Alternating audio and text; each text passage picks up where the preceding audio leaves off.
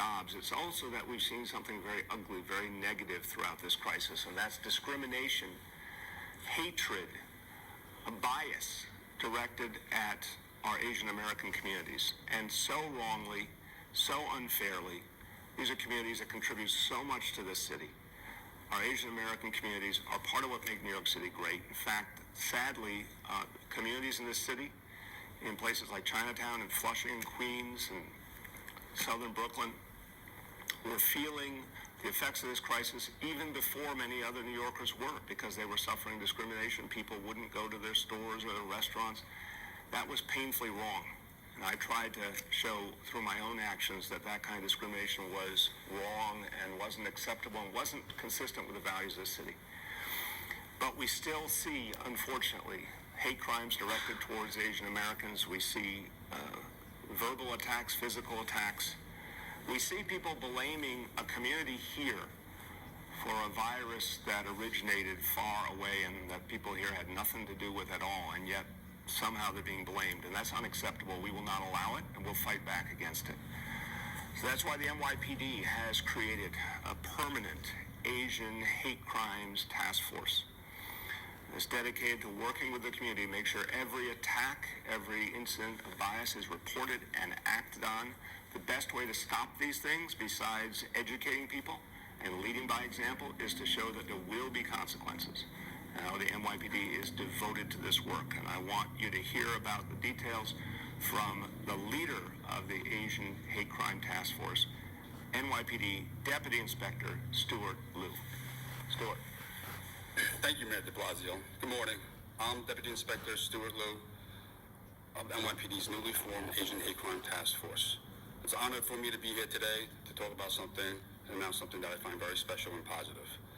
If I may, I'd like to start with a quick quote from Martin Luther King that I found relevant to current events and today's topic. Darkness cannot drive out darkness. Only light can do that. Hate cannot drive out hate. Only love can do that. And yet, too often today's times, we've seen actions and rhetorics filled with hate and discrimination, only to be countered and fought with using more hate and more discrimination. I think we all stand to benefit by reflecting on the wisdom and the work of Martin Luther King, Jr. To touch on what the mayor said, COVID-19 has had a tremendous impact on all of us. It's affected our health, it's affected our finances, it's affected our overall well-being. Some of us have even lost loved ones. But it's been a little worse for the Asian American community. Since the pandemic, Asians have faced a concerning increase in unprovoked racist verbal attacks, some of them leading to physical assaults. They have become victims of crimes for no reason other than the fact that they are of a certain race. This is the impetus for the formation of the Asian Hate Crime Task Force. There are many unique obstacles in helping an Asian crime victim, whether it's language barrier, cultural differences, fear of retaliations, general reluctance of making a report, or distrust of the police. This task force will bridge that gap, and we have already done so successfully on a number of occasions. Just to be clear, this task force is a support unit under the overall hate crime task force commanded by Mark Molinari, which investigates all hate crimes.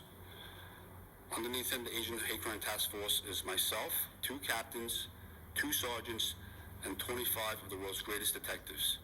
Skilled and dedicated Asian American investigators who are fluent in a variety of languages, including Mandarin, Cantonese, Korean, Fukienese, Tagalog. Okay? And more important to help solving these crimes, the task force serves 2 purposes. The first one is it brings awareness to the problem. Awareness leads to education, which I believe ultimately will lead to prevention. And the second one, it sends a clear message from the leadership of this city. And that message is that we support justice. We know the hardship you're going through. We care, and we are doing something about it. So I encourage anyone who is a victim or knows someone who is a victim of a hate crime, or any crime for that matter, to come forward so we can help prevent this from happening again. The only thing right now that's more contagious than COVID is hate. So I ask everyone to do their part and stop the spread. Thank you.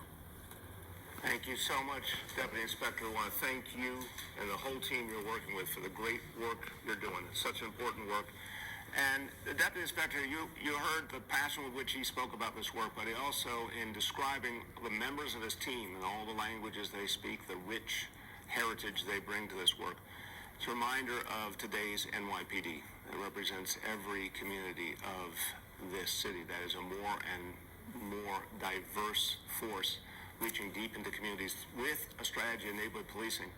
And this fits perfectly this strategy. We want to be shoulder to shoulder with Asian American communities fighting hate, and NYPD is leading the way. So, Deputy Inspector, thank you for your great work. And thank you for invoking the words of Dr. Martin Luther King Jr.